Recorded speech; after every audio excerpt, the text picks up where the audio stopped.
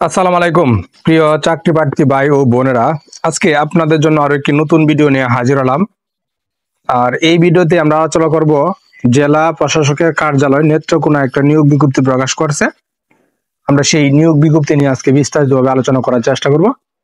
তো আপনার ধৈর্য সহকারে যদি সম্পূর্ণ ভিডিওটা দেখতে পারেন আশা করি অবশ্যই উপকৃত হবেন। তো বিজ্ঞপ্তিটা প্রকাশ করেছে 13 মে 2025 খ্রিস্টাব্দে, এবং বিজ্ঞপ্তি তারা কি বলছে দেখেন। জেলা প্রশাসকের কার্যালয় নেত্রকোনা এর আদর্শ প্রশাসন ও এর অধীন উপজেলা ভূমি অফিস সমূহে নিম্নবর্ণিত শূন্য পদের বিপরীতে প্রদর্শিত 2015 সালে জাতীয় বেতন স্কেলে প্রদত্ত পাতায় অস্থায়ী ভিত্তিতে জনবল নিয়োগের নিমিত্তে নিম্নোক্ত শর্ত সাপেক্ষে জনপ্রশাসন মন্ত্রণালয় কর্তৃক প্রবর্তিত চাকরির আবেদনের নির্ধারিত ফর্মে অনলাইনে দরখাস্ত আহ্বান করতেছে। নেত্রকোনা জেলা স্থায়ী বাসিন্দার কাছ থেকে তারা অনলাইনে দরখাস্ত আহ্বান করতেছে। এখানে টোটালি 60টি পদে লোক নিবে। তো অনেকগুলা পদ, এখানে 60টি পদে অনেক লোক নিবে। তো প্রথম নম্বর যে পদ, সেই পদের নাম হলো নাজির কাম ক্যাশিয়ার। এখানে 2 জন লোক নিবে। এখানে 16তম গ্রেডে আপনাকে তারা বেতন প্রদান করবে। 2 নম্বরে যে পদ সার্টিফিকেট সহকারী, 16তম গ্রেডে আপনাকে 6 জন লোক নিবে এখানে। এবং 3 নম্বরে যে পদ সার্টিফিকেট পেশকার, এখানে 16তম গ্রেডে আপনাকে বেতন প্রদান করবে এবং 5 জন লোক নিবে এই পদে। এবং ক্রেডিট চেকিং কাম সায়রাত সহকারী, এখানে 2 জন লোক নিবে, 16তম গ্রেডে আপনাকে তারা বেতন প্রদান করবে।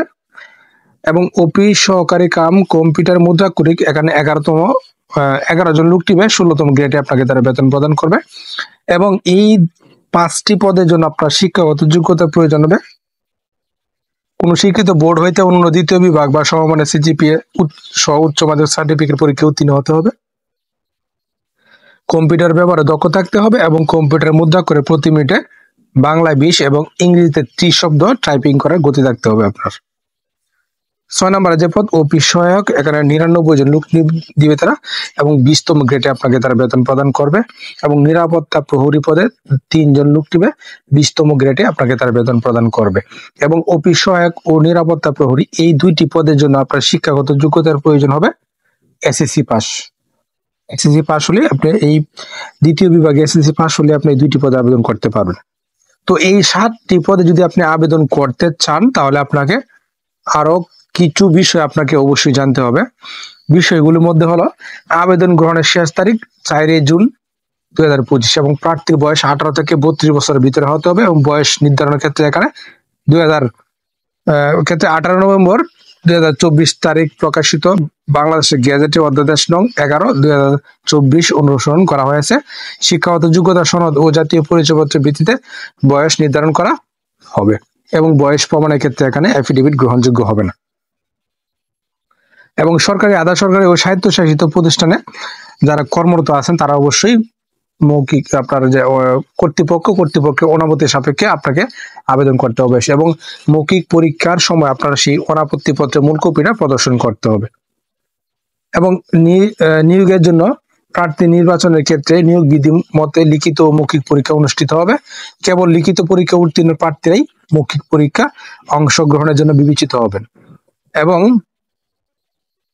চাকরির জন্য আবেদন আগামী 15 মে 2025 সকাল 10টা থেকে 4 জুন 2025 বিকাল 5টা পর্যন্ত অনলাইনে আপনি আবেদন করতে পারবেন। এবং এখানে সরাসরি ডাকযোগে কোনো দরখাস্ত গ্রহণ করা হবে না।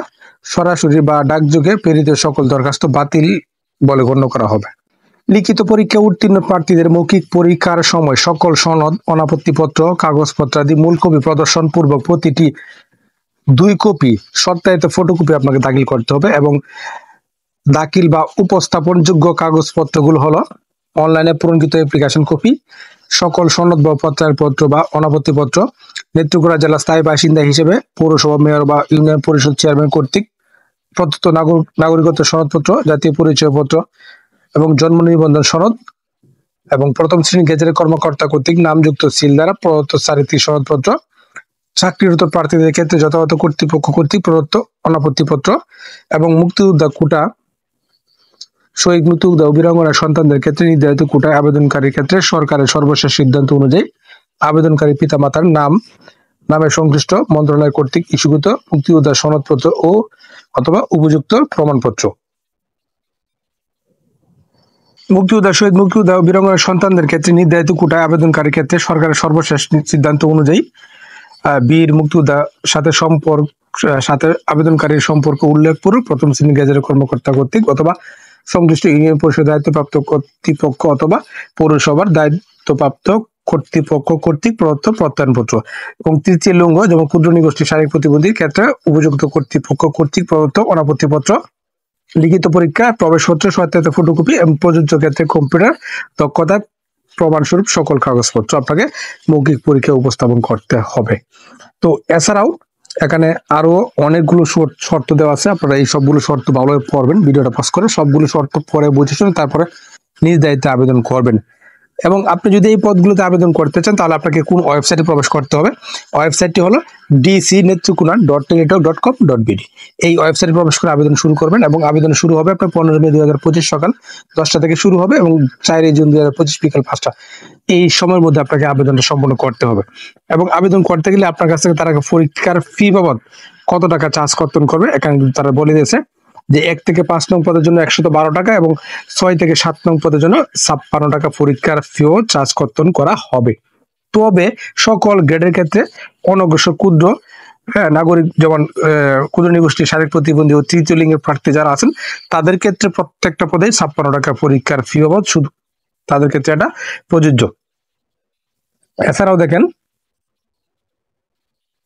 এছাড়াও আরো অনেকগুলো শর্ত দেওয়া আছে, যেমন এখানে কি বলা আছে, অসম্পূর্ণ, ত্রুটিপূর্ণ বা অসত্য বা আবেদনপত্র বাতিল বলে গণ্য করা হবে এবং পরীক্ষা অংশগ্রহণের জন্য প্রার্থীকে তারা কোনো প্রকার টিএডি প্রদান করবে না এবং আবেদনপত্র গ্রহণ ও বাতিল করার ক্ষেত্রে কর্তৃপক্ষের সিদ্ধান্ত চূড়ান্ত বলে গণ্য করা হবে। এবং নিয়োগকারী কর্তৃপক্ষ বিজ্ঞপ্তিতে উল্লেখিত পদের সংখ্যা হ্রাস বৃদ্ধি বা বিজ্ঞপ্তিতে বর্ণিত কোনো শর্ত বা অনুচ্ছেদ সংশোধন, পরিবর্তন বা পরিমার্জন বা বিজ্ঞপ্তি বাতিল করার অধিকার কর্তৃপক্ষ সংরক্ষণ করে। এবং বিজ্ঞাপনে উল্লেখিত পদ বা পদসমূহের চূড়ান্ত সুপারিশের প্রণয়ন ক্ষেত্রে সরকারের সর্বশেষ যে কূটনীতি পদ্ধতি এখানে অনুসরণ করা হবে, অর্থাৎ আপনার 97% কি মেধা কোটাই বেশি এখানে, ঠিক আছে। তো এখানে আরো কি বলছে দেখেন, শেষ তারিখ বা সময়ের জন্য অপেক্ষা না করে পর্যাপ্ত সময় নিয়ে অনলাইনে আবেদন ফর্ম পূরণ ও আবেদন ফি জমা করতে পরামর্শ দেওয়া যাচ্ছে। তো আশা করি বিষয়টা বুঝতে পারছেন। তো আপনারা প্রথমেই এই নিয়োগটা সম্পর্কে খোঁজ খবর নেবেন, সত্য মিথ্যা যাচাই করে তারপরে বুঝে শুনে নিজ দায়িত্বে আবেদনটা করবেন। আর প্রতিদিন যে কোনো সরকারি বেসরকারি কোম্পানি চাকরির খবর পেতে অবশ্যই আমার চ্যানেল আর ফেসবুক পেজের সঙ্গে থাকবেন। ধন্যবাদ সবাইকে এতক্ষণ সাথে থাকার জন্য।